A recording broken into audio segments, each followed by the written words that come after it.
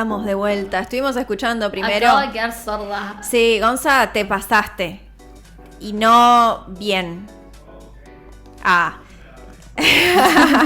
Qué aparato. Estuvimos escuchando Be Sweet de Japanese Breakfast y después escuchamos Let Me Know de Kilila con Cupcake, Jungle Pussy y creo que Princess Nokia también está en ese temazo. Vamos a hablar ahora. Antes puedo leer este tweet. Léelo. Dice: recuerden que no es el Pride Month. Este mes es y será siempre el Sagrado Corazón de Jesús. Y uno le contesta, why not both? Y le pone a Jared Leto y Lana del Rey cuando se vistieron para el Met Gala, que estaba relacionado al catolicismo. Al catolicismo, sí. Excelente, sí. De mis favoritos. De los Sí. Met, creo que fue mi favorito. Recordemos a Zendaya, reina bisexual, vestida como un alguien de la Inquisición. Sí. ¿Cómo se llama? Un soldado de la Inquisición. Un soldado de la Inquisición. Qué reina. Increíble. Extrañamos la presencialidad del Met Gala. Lo decimos. Met Gala es muy cultura gay. Total. O sea, yo pensé que por eso era el Sí, Month. Teléfono para Anna Wintour. Vamos a hablar sobre junio, porque hoy es martes 1 de junio, arranca el mes del orgullo. Y mucha gente dice, ¿por qué en junio? ¿Qué tiene que ver junio? Porque es cuando más gays nacen. Es porque nacieron muchos gays, es porque de repente en junio la gente gay se casa. Sale del closet, claro, los podés ver en la calle, de repente somos visibles. De repente somos o porque son de Géminis, dice. Todos los gays son de Géminis. En realidad, yo te traigo la respuesta. En realidad, Géminis es una conspiración. La gente LGBT+, por si no sabías, nacen de huevos que son de este color, son de muchos colores. Son de muchos colores. Justamente por esta época del año, que particularmente en Misiones, es como que les sirve porque no hace ni mucho frío ni mucho calor. Claro, no se sabe, ahora, medio indeciso. Claro, y ahora se rompen los huevos. El rojo por la tierra colorada, el azul por las cataratas, el verde por la biodiversidad, chicos, el amarillo por el sol, el violeta por las amatistas de Wanda y bueno, el celeste por el celeste es la bandera de Cusco, el naranja por las mandarinas. Exactamente. Por si no sabían, bueno, gracias por venir a nuestra charla. Eso, no mentira, chiques. Ahora, tremendo el programa. No, ¿qué pasó? Vamos a hablar en serio. Me gusta que digas no mentira como si hubiese gente de lo escuchando. Por las dudas, vamos a ponernos serias. Porque está bueno hacer un poco de chistecito para contar ahora en realidad de dónde viene el Día del Orgullo, por qué hoy hablamos de orgullo y por qué en su momento esto en realidad fue una redada policial.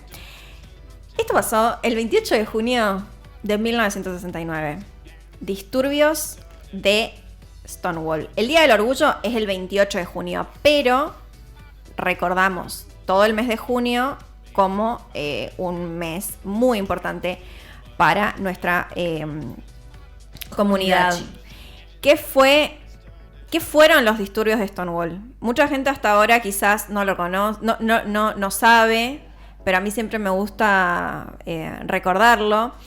Primero que nada, Stonewall era Stonewall Inn, que era un bar en un barrio neoyorquino en Greenwich Village, que era uno de los bares más conocidos para la comunidad LGBTQ+, en este barrio, Greenwich Village, era un barrio donde vivían muchísimas personas de la comunidad en ese momento. Excluidos, claro. Venían de la mano esas dos cosas en esa Claro, época. había muchísima marginalidad, digamos, en ese momento. El año pasado yo había hecho un podcast muy interesante acerca de este tema y lo autobombo, por favor. Sí, lo revivimos ahora. ¿Qué pasó en estos disturbios? ¿No? Hubieron una serie de manifestaciones espontáneas y debe decirse extremadamente violentas contra esta redada policial que tuvo lugar en la madrugada del 28 de junio en Stonewall Inn. Redadas que eran moneda corriente en esa época, se hacían todo el tiempo con la finalidad de llevar presos, preses sí. a distintas personas de la comunidad. Y que muchas veces se le suplantaba sustancias, se inventaban delitos, Sí. resistencia a la autoridad era la más fácil porque inchequeable, improbable. Sí. Pero bueno, era básicamente ir a buscar a las personas de la comunidad para amedrentarlas, Sí. hacerlas pasar un mal rato. Sí, Muchas torturarlas, veces, exacto. llevarlas presas. Estos disturbios se citan frecuentemente como la primera ocasión en la historia de Estados Unidos en que la comunidad LGBTQ+ lucha contra un sistema que perseguía a las personas trans, personas LGBTQ+, básicamente todas las personas que entramos dentro del paraguas queer, con el beneplácito del gobierno, y son generalmente reconocidos como el catalizador del movimiento pro derechos LGBTQ+ en todo el mundo. Recordemos que esto sucedió en 1969 y un año después se realizó la primera marcha del orgullo. Durante las décadas de los 50 y 60, los gays y las lesbianas estadounidenses debían enfrentarse a un sistema legal muchísimo más hostil con los homosexuales que en muchos de los países del este del telón de acero. Esto, recordemos, telón de acero, estamos hablando de términos de la posguerra, básicamente. Todos los estados del país, con la excepción de Illinois, penalizaban el sexo homosexual consentido entre adultos en el ámbito privado.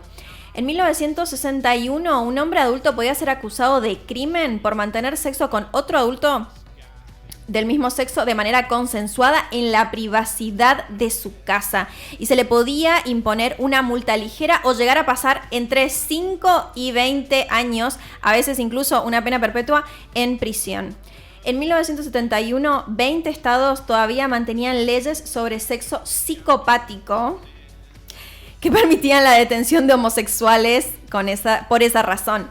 En Pensilvania y California, los considerados ofensores homosexuales podían ser encerrados en instituciones mentales de por vida, y en 7 estados podían ser castrados.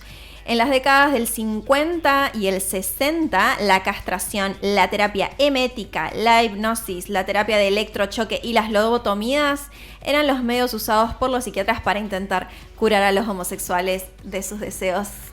Recordemos que hace muy poco la Organización Mundial de la Salud sacó la homosexualidad. Sí, 30 años. 31 años. Sí, pues 31 fue en los 90, ¿no? Sí. Que sacó de la categoría de enfermedades mentales la homosexualidad. No, sí, igual algo Muy que me lindo. parece copado también resaltar es que, como pasa con muchísimas cosas, esta fue la primera vez que sucedió algo así en Estados Unidos, y bueno, gracias a eso se dio como una visibilidad distinta y se comenzó a luchar, no sé si luchar más, pero gracias a la visibilidad pasan cosas, ¿no? Claro. Pero esto es algo que se venía suscitando en los años anteriores en otros lugares del mundo, Sí. por ejemplo Reino Unido, etcétera, etcétera, que también venían mucho de la mano con lo que fue la posguerra, ¿no? Sí, tal cual. Y también haciendo como un pequeño, para sumar a lo que decías, en algunos lugares la castración química, por ejemplo, no tenía que ver con algo de curar a los gays, Claro. sino, bueno, a ver, esto es algo que no tiene cura, los castramos para que ustedes no puedan tener relaciones, lo cual me parece como hasta más perverso. Sí, totalmente. Digamos, horrible. Claro, totalmente, porque en realidad, demuestra como... O sea, pone en evidencia muchísimo más la violencia y el prejuicio y el odio, digamos, que existía, ¿no? Recordemos que, bueno, una figura muy importante en los disturbios de Stonewall fue Marsha P. Johnson, que siempre se dice que fue como la que tiró el primera piedra. Claro, la primera piedra. La como. que esté libre de pecado que arrastre la primera piedra. Marsha P. Johnson tiró una piedra contra la policía. Recordemos, Marsha P. Johnson fue una mujer trans negra, y también se reivindica mucho, ¿no? Como en ese momento, como fue mujer trans, negra, trabajadora sexual, y una mujer que representó muchísimo el activismo en ese momento particular. Fundó STAR también. Eso iba a decir, que era una persona que acogía a otras personas que estaban en su misma condición, que ayudaba a que ellos conozcan cuáles eran sus derechos como ciudadanos estadounidenses, más allá de que tenían ciertas limitaciones que no eran como un hombre blanco, ¿sí? Claro, no, eran como... Nosotros como, tampoco, digamos. Claro, eran ciudadanos de segunda clase, digamos. Totalmente. Y otra cosa para saber es que hoy a nivel mundial, si bien hay muchos avances en materia de derechos de la comunidad, hay lugares donde se sigue penando con la muerte. Bueno, Rusia, que es un país del que se habla mucho por el tema de vacunas, porque siempre tuvo buen trato con los gobiernos progresistas de Argentina. Bueno, Rusia es un lugar donde la propaganda homosexual estaba prohibida, sin embargo tenían ciertos derechos adquiridos, como por ejemplo las uniones convivenciales o civiles, etcétera, etcétera. No era matrimonio, no, pero eran uniones convivenciales, que más o menos hoy en día es lo mismo, sí, legalmente hablando. Y todo esto, recordemos que en este año 2021 se dio atrás con esto. O sea, es un retroceso enorme en cuanto a derechos humanos y está sucediendo en un país muy importante. No estamos hablando de eso que uno ve como súper lejano, de claro, sí, Arabia Saudita, de Asia Menor o de sí. África. Está sucediendo en un gigante europeo, se podría decir. Sí, que es muy similar también a lo que sucedió con el periodo de Trump en la Casa Blanca, que también hubo un retroceso muy importante también en materia de derechos humanos, respetar la diversidad sexual. Se pasaron muchísimas leyes que lo único que hacían era limitar muchísimo más el acceso a la salud, el acceso a la educación a las personas de la comunidad LGBTIQ+. Bueno, y de hecho Argentina, para que se den una idea, es uno de los lugares que tiene las legislaciones más LGBT friendly, digo, porque hay muchos lugares donde, por ejemplo, el matrimonio igualitario es legal, pero no la adopción. Sin embargo, acá en Argentina, cuando se presentó el proyecto de matrimonio igualitario, una de las cosas más discutidas, pero que entonces en ese momento presidenta fue muy clara, no, matrimonio igualitario significa los mismos derechos para todos. Incluía esto de que puedan adoptar, así que está muy bueno. Me acuerdo también cuando se discutió esto, si quieren buscarlo y reírse un poco, a Chiche Dualde diciendo vienen a llevarse a nuestros niños, la senadora ex primera dama. Sí.